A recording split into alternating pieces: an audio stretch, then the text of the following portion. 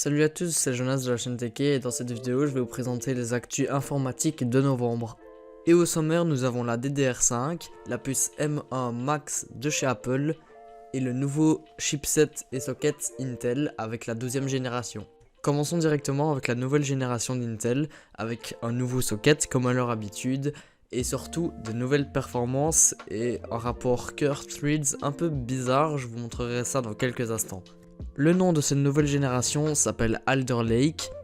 Le socket est un LGA 1700, donc c'est de la totale nouveauté qui pourra accueillir la 12e génération et potentiellement la 13e, on n'en sait encore rien du tout.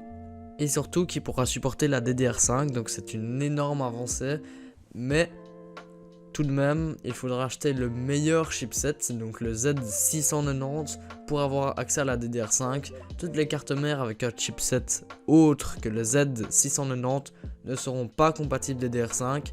Donc vous aurez le choix entre la DDR4 3200 MHz ou la DDR5 avec ses fréquences. Et je vous parlais il y a quelques instants d'un rapport Curve Threads un peu bizarre. Donc je vais vous lister tous les processeurs leakés en vous faisant la liste Curve Threads avec par exemple le meilleur i9, l'i9 12900K qui a 16 cœurs, 24 threads, donc c'est un peu un rapport bizarre. Souvent on a l'habitude d'avoir 2 fois le nombre de cœurs en threads et ici on a plutôt 1,5 fois, donc 24. C'est un peu bizarre mais bon, ça j'imagine aura un impact sur les performances. Il faudra voir ça au moment de la sortie officielle le 27 novembre. On a ensuite l'i7 12700K avec 12 cœurs et 20 threads, donc c'est encore une fois 8 threads en plus, c'est un peu encore une fois un rapport bizarre. Il y a ça sur toute la génération, donc il faudra vous habituer. On passe ensuite avec l'i5 12600K avec 10 cœurs 16 threads. l'i5 12400 avec 6 cœurs 12 threads, où là on a un rapport plus habituel je vais dire, et surtout 4 cœurs en moins que le 10600K alors que ce sont 2 i5 et il n'y a pas encore vraiment de bons i3 leakés, ce sont tous des modèles T, donc avec une économie d'énergie et de grosses pertes de performance. Et donc je le rappelle, tous ces processeurs sont compatibles avec la nouvelle carte mère et le nouveau chipset Z690 qui, uniquement ce chipset là, sera compatible avec la DDR5.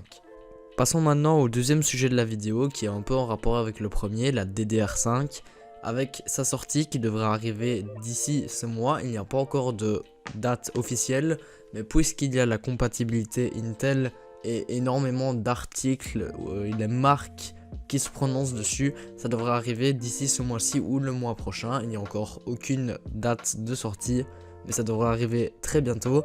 Je vais vous raconter tout ce qu'on peut savoir dessus. Tout d'abord, je tiens à préciser qu'il y a énormément d'informations concernant la DDR5 et que si vous voulez savoir encore plus, je vous conseille d'aller voir par exemple la vidéo de Goodwin qui s'est vraiment très bien informé. Je vous mets le lien dans la description.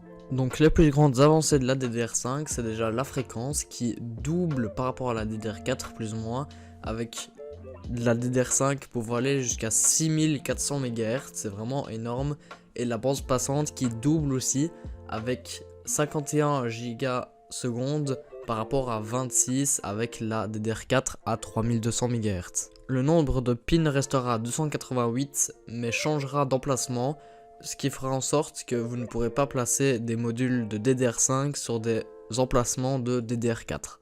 Donc il faudra faire très attention lors de l'achat d'une carte mère puisqu'on est dans une période de transition entre la DDR4 et la DDR5.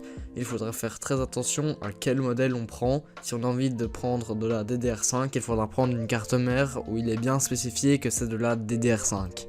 Les grosses avancées de la DDR5 est aussi le nombre de mémoire par puce, c'est-à-dire le nombre de capacités de mémoire qui va se trouver dans une seule puce, sachant qu'il y en a le plus souvent 8 par face sur une barrette de RAM.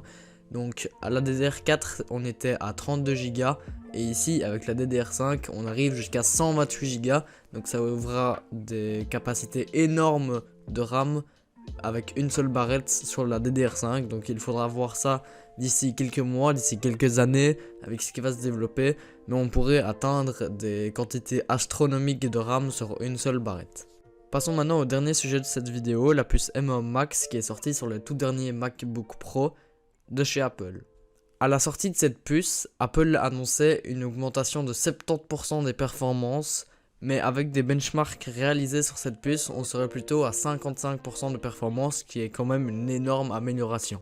Au niveau du processeur, il y a 10 cœurs et au niveau de la carte graphique, il y a 32 cœurs. Donc les deux performances sont améliorées, mais malheureusement, Apple fait payer 2 cœurs supplémentaires sur le processeur. Je m'explique.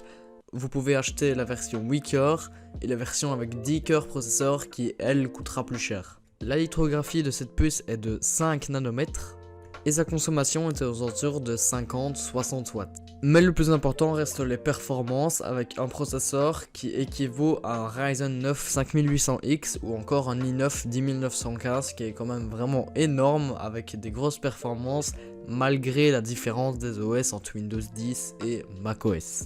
On arrive déjà à la fin de cette vidéo sur les actus de novembre, j'espère qu'elle vous aura plu vu que c'est un début d'une nouvelle série. N'hésitez pas à liker et à vous abonner pour me faire plaisir si vous voulez me soutenir. C'était Jonas, ciao.